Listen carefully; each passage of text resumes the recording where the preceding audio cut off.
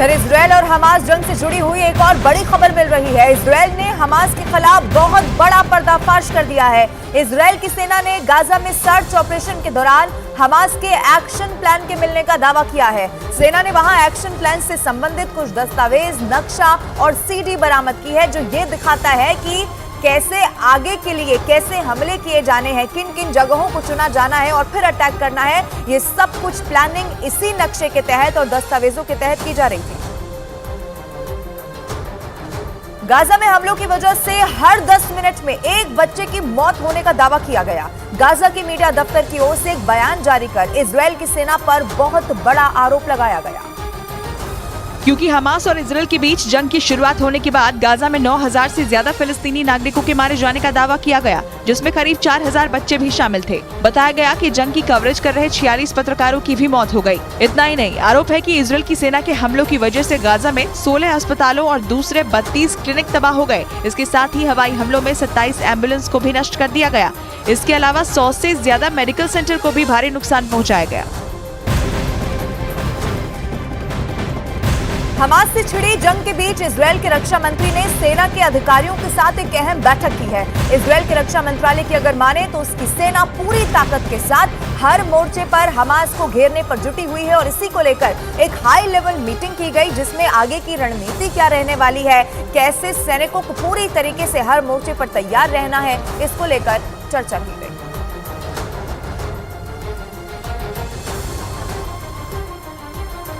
Hezbollah के chief Nasrallah की इतनी बड़ी धमकी की तुलना पर्ल हार्बर के अटैक से की जा रही है। हिजबुल्लाह चीफ के बयान के बाद लेबनान में जंग की आग और ज्यादा भड़क उठी है।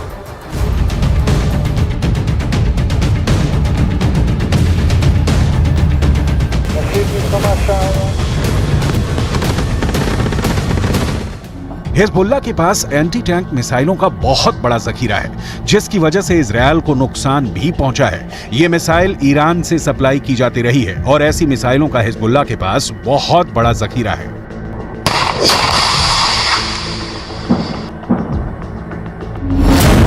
हिजबुल्लाह ने 3 तरह की एंटी टैंक गाइडेड मिसाइल इस्तेमाल की। ये है कॉर्नेट, इसकी रेंज 5 किलोमीटर तक है। ये रूस की मिसाइल है, लेकिन अब ईरान इसका देसी वर्जन दहलाविया तैयार कर चुका है और ऐसी बहुत सी मिसाइल अब हिजबुल्लाह के पास हैं। दूसरी है BGM-71 TOW anti tank guided missile, range है 3.5 किलोमीटर। ये अमेरिका में बनी मिसाइल है, लेकिन अब इसकी नकल ईरान तैयार कर रहा है और उसने हिजबुल्लाह को सप्लाई की है। तीसरी है 85 कॉनकोर्स, रेंज 4 किलोमीटर। ये भी रूस ने बनाई है और अब ईरान में ये दोसान नाम से तैयार की जाती है।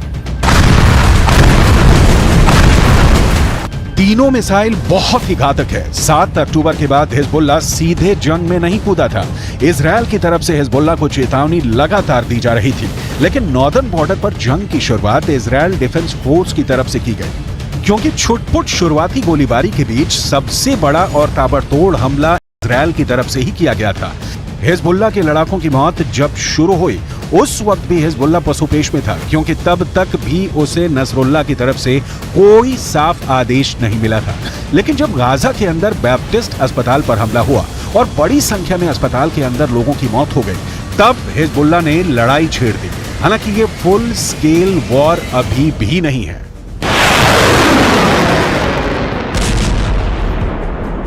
और इस 3 हफ्ते की लड़ाई में हिजबुल्लाह के अब तक 50 से ज्यादा लड़ाके मारे जा चुके हैं। अक्टूबर के तीसरे हफ्ते में तो हिजबुल्लाह के 20 से ज्यादा लड़ाके मारे गए थे, जिसके बाद इस जंग में हिजबुल्लाह धीमा पड़ता नजर आया, लेकिन बाद में धीरे धीरे वो इस जंग में फिर वापस आ गया।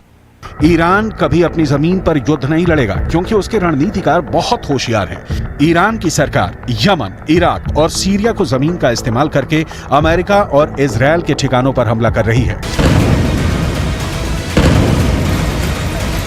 इन देशों में अपनी जड़ें जमाने के लिए ईरान ने बरसों की मेहनत की है और अब वो उसका फायदा उठाना चाहते हैं। लेबनान एक ऐसा ही देश है जो जंग की चपेट में धीरे धीरे आता जा रहा है।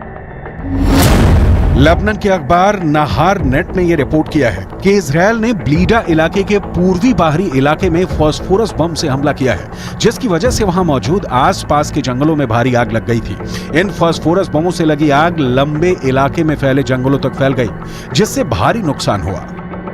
इजराइल की तरफ से लगातार ये कहा जा रहा है कि लेबनान हिजबुल्लाह के कंधों पर बंदूक रखकर जंग में कूदने का जोखिम ना उठाए, क्योंकि इस बार लेबनान बहुत बुरी तरह जंग की चपेट में आएगा और फिर ये कहकर पल्ला नहीं झाड़ सकता कि इस जंग में उसे हिजबुल्लाह ने घसीटा है। इजराइल के प्रधानमंत्री बेंजामिन नेतन्याहू पहले ही ये कह चुके हैं कि लेबनान को इस बार ऐसा जवाब दिया जाएगा कि वो दूसरी जंग लड़ने के काबिल ही नहीं बचेगा। שאתם עושים פה ומה ששמעתי עכשיו מהמפקדים שלכם זה דבר חשוב מאין כמוהו. אתם הורגים אנשי חיזבאללה שמנסים לתקוף את קו החזית שלנו. אני לא יודע עכשיו, כשאני נמצא איתכם, אני לא יכול להגיד לכם כרגע אם חיזבאללה יחליט להיכנס בצורה מלאה למלחמה. नेतन्याहू के अलावा इजराइल के रक्षा मंत्री योव गैलेंट पहले ही कह चुके हैं कि इस युद्ध में इजराइल का बदला ये तय करेगा कि अगले 75 साल तक इजराइल की जमीन पर रहेगा या नहीं।